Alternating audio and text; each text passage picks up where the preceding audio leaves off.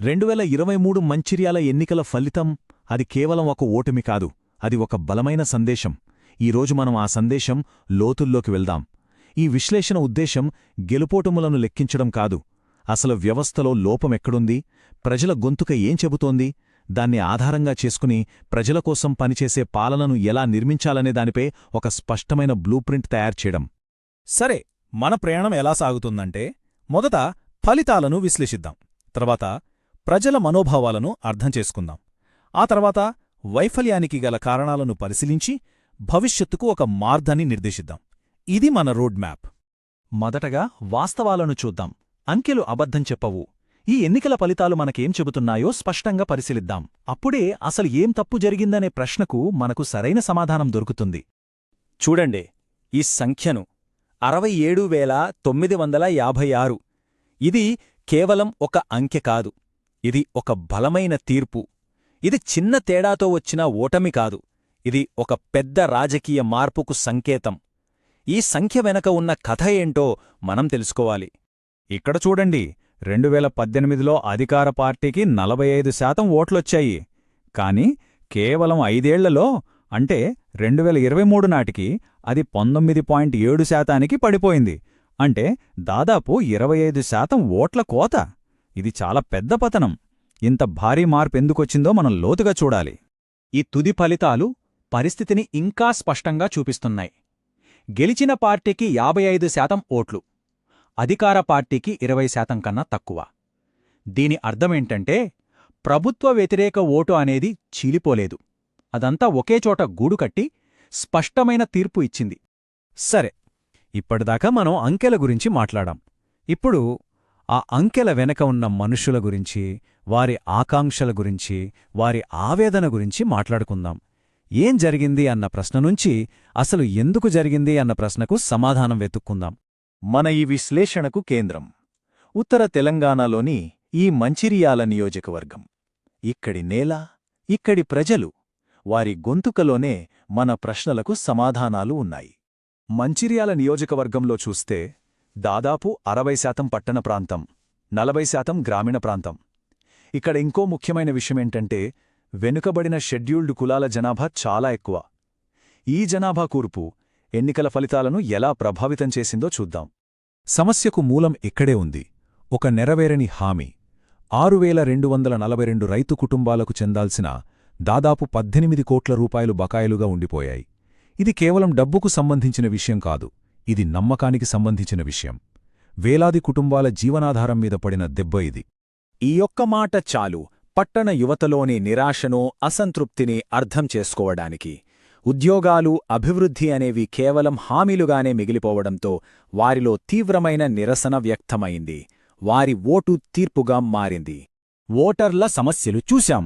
మరి ఆ సమస్యలను అర్థం చేసుకుని వాటిని పరిష్కరించడంలో పార్టీ యంత్రాంగం ఎక్కడ విఫలమైంది? ఆ వ్యవస్థ లోపాలను ఇప్పుడు పరిశీలిద్దాం. ప్రజాస్వామ్యంలో ఇచ్చిన మాటలకు, హామీలకు ఒక బాధ్యత ఉంటుంది. అది గౌరవానికి సంబంధించిన విషయం. ఆ బాధ్యతను గుర్తించినప్పుడు ప్రజల గొంతుక బలంగా వినిపిస్తుంది. ఈ స్వాట్ విశ్లేషణను చూడండి.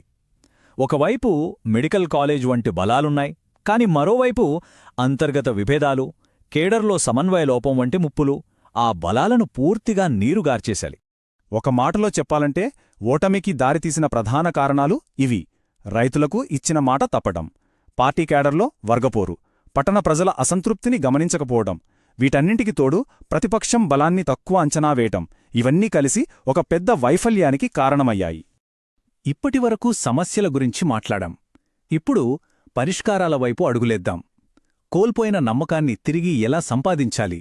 ప్రజలతో సంబంధాన్ని మళ్లీ ఎలా నిర్మించుకోవాలి? దీనికోసం ఒక స్పష్టమైన, ఆచరణ సాధ్యమైన బ్లూప్రింట్ అవసరం. ప్రజలతో తిరిగి మమేకం అవ్వడానికి ఇది ఒక 5 అంచెల వ్యూహం. రైతులతో నేరుగా మాట్లాడాలి, మహిళా సంఘాలను కలుపుకుపోవాలి, స్థానిక నాయకత్వాన్ని బలోపేతం చేయాలి, యువతకు భరోసా ఇవ్వాలి, పట్టణ ప్రజల అవసరాలపై ప్రత్యేక దృష్టి పెట్టాలి. ఇలా ప్రతి వర్గాన్ని చేరుకోవాలి. కేవలం మాటలు కాదు, చేతలు కావాలి. రైతు బకాయిలను వెంటనే చెల్లించడం ద్వారా నమ్మకాన్ని పునరుద్ధరించాలి. యువతకు నైపుణ్య శిక్షణ, ఉద్యోగ అవకాశాలు కల్పించాలి. నగరాల్లో మౌలిక సదుపాయాలను మెరుగుపరచాలి. ఇలాంటి తక్షణ చర్యలు అవసరం. ఇప్పుడు మనం కేవలం తక్షణ చర్యల నుండి ఒక సమగ్రమైన ఆలోచనా విధానానికి వద్దాం. దీన్నే చతుర్ముఖ సిద్ధాంతం అంటారు. ఇది కేవలం ఎన్నికల వ్యూహం కాదు, ఇది ఒక రాజకీయ పునరుజ్జీవనానికి మార్గదర్శి. ఏంటి చతుర్ముఖ సిద్ధాంతమంటే? సింపుల్గా చెప్పాలంటే రాజకీయ పరిస్థితులకు అనుగుణంగా 4 రకాల వ్యూహాలను అనుసరించడం. అవి దాడి, స్థిరత్వం, ఆవిష్కరణ మరియు రక్షణ. ఇదొక డైనమిక్ స్ట్రాటజిక్ టూల్కిట్ లాంటిది. ఇక్కడ చూడండి, ప్రతి వ్యూహం ఎలా పనిచేస్తుందో వివరించబడింది. ఎప్పుడు దాడి చెయ్యాలి, ఎప్పుడు స్థిరంగా ఉండాలి, ఎప్పుడు కొత్త ఆలోచనలతో ముందుకు రావాలి, ఎప్పుడు మనల్ని మనం కాపాడుకోవాలి. ఈ వ్యూహాలను సరైన సమయంలో సరైన పద్ధతిలో వాడాలి. ఈ వ్యూహాలను అమలు చేసేటప్పుడు ప్రజల సమాచారం మరియు వారి నమ్మకాన్ని చాలా బాధ్యతాయుతంగా కాపాడాలి. మన దేశ చట్టాలు కూడా వ్యక్తిగత గోప్యతకు, సమ్మతికి అత్యంత ప్రాధాన్యత ఇస్తాయి. సరే, ఒక నియోజకవర్గం, ఒక ఎన్నిక గురించి విశ్లేషించాం. కాని అసలీ రాజకీయాల అంతిమ లక్ష్యమేంటి? కేవలం ఒక ఎన్నికలో గెలిచి తరువాతి ఎన్నిక గురించి ఆలోచించడమేనా, లేక అంతకు మించి ఏదైనా ఉందా? అవును, మనం ఈ విశ్లేషణ ఎందుకు చేస్తున్నాం? ఓటమి కారణాలు తెలుసుకోవడానికా? కాదు, దాని వెనుకున్న అసలు ఉద్దేశం వేరు. అదేమిటంటే, చివరిగా ఒక ముఖ్యమైన విషయం. ఎన్నికలనేవి కేవలం గెలుపోటముల కోసం కాదు. అవి పాలనను మెరుగుపరచడానికి ఉపయోగపడే డేటా.